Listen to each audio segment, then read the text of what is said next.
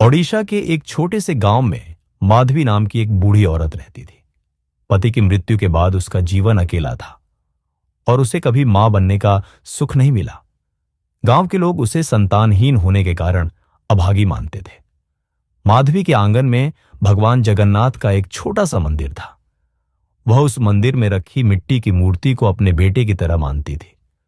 वह उसे नहलाती, कपड़े पहनाती, भोग लगाती और घंटों उससे बातें करती थी। वह भगवान को बेटा कहकर पुकारती और अपने दिन भर की सारी बातें उनसे साझा करती।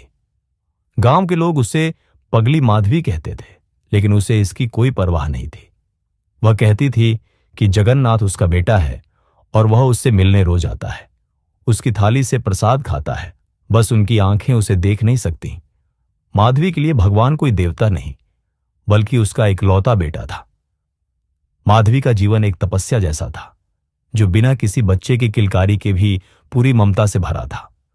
वह हर सुबह उठकर सबसे पहले अपने हाथों से बनाए मंदिर में जाती और भगवान जगन्नाथ की मूर्ति की देखभाल करती। वह उन्हें नहलाती, कपड़े पहनाती और चंदन का तिलक लगाती थी। वह हर दिन अपने बेटे के लिए खाना बनाती और उसे प्यार से खाने के लिए कहती। गांव के लोग उसकी इस भक्ति को बुढ़ापे का भ्रम मानते थे, लेकिन माधवी की आंखों में करुणा और विश्वास था। वह कहती थी कि जब दुनिया ने उसे मां नहीं माना, तब भगवान ने उसे मां कहकर स्वीकार किया। वह भगवान की हर तरह से देखभाल करती थी, जैसे एक मां अपने बच्चे की करती है। एक दिन जब माधवी अपने बेटे को भोग लगाने जा रही थी, तो उसके हाथ से थाली छूट गई और वह कमजोर महसूस करने लगी।